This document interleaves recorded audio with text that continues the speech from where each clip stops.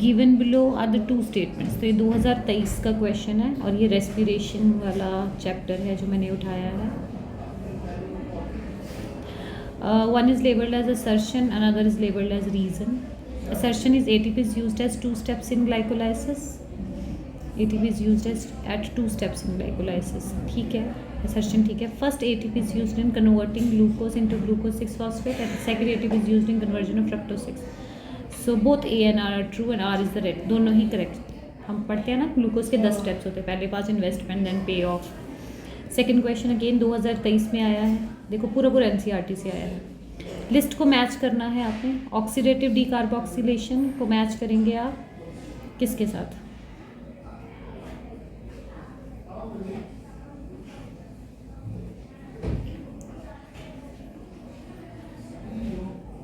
अच्छा, oxidative decarboxylation. तो जब pyruvate which is 3 carbon compound is changed into acetyl coenzyme A which is 2 carbon compound, इसमें से एक कार्बन डाइऑक्साइड निकल गई. ये होती है ऑक्सीडेटिव डीकार्बोक्सिलेशन और ये किस एंजाइम के अंदर होती है? पायरुवेट डीहाइड्रोजनेज कॉम्प्लेक्स के अंदर. तो A का 2 जाएगा. ग्लाइकोलाइसिस को हम EMP पाथवे बोलते हैं, अर्नस्ट मिलहॉफ पेऑफ pathway. Tricarboxylic acid citrate synthesis and oxidative phosphorylation is your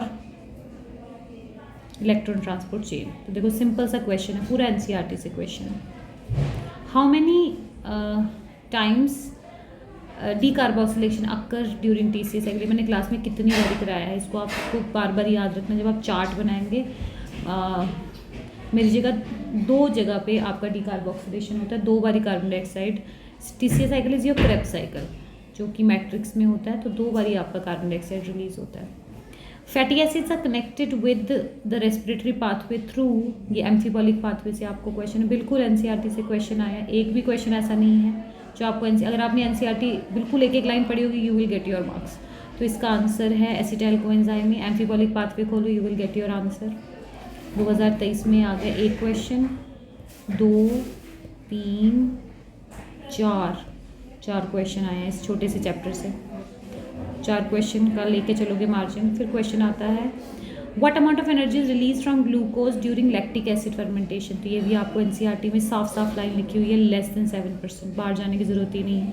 what is the net gain of ATP when each molecule of glucose is converted to 2 molecule of pyruvic acid.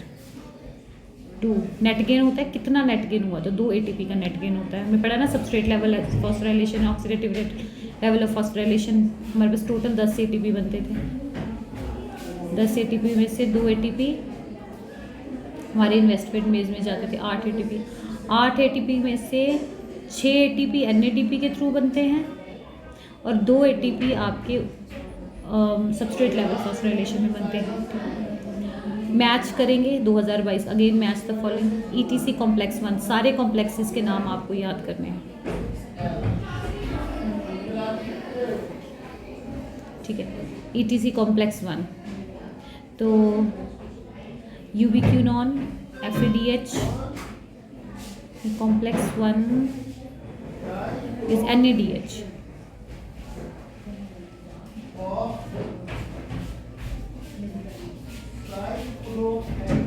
तो इसका आएगा NADH. पहला complex inner mitochondrial space में पहला complex है NADH. दूसरा complex होता है FADH.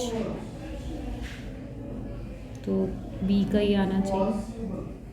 B का 4 आएगा, A का 3 आएगा. C is your ETC complex number 3. Cytochrome BFVF होना चाहिए. फिर आएगा D ETC complex 4, that is your this one copper centre. देखो सिंपल से क्वेश्चन है. 2022 का question. Identify the cytochromes which act as a mobile carrier for the transfer of electrons between complex 2 to complex. So I believe cytochrome C. ये भी NCERT में साफ diagram है. फिर 2022 में क्वेश्चन देखो. नंबर ऑफ टाइम्स फिर से दोबारा क्वेश्चन आया है. इस साल भी आया, पिछले साल भी आया. यानी TCA cycle is very important. आप TCA साइकिल निकालो, you will get your answer. The 5 carbon compound form during TCA cycle is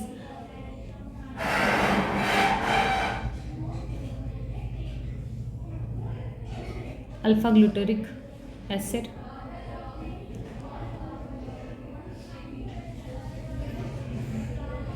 तो ये आपके क्वेश्चंस हैं जो हमने 2022 और 2023 में हैं। बाकी क्वेश्चन हमने ऑलरेडी क्लास में पढ़े हैं कि क्वेश्चन हमने किया हुआ है, इसको ध्यान से देखो, इसको नोट कर लो, मतलब 4 क्वेश्चन लगा के ले लो, छोटे से चैप्टर से आ रहे हैं, ठीक है।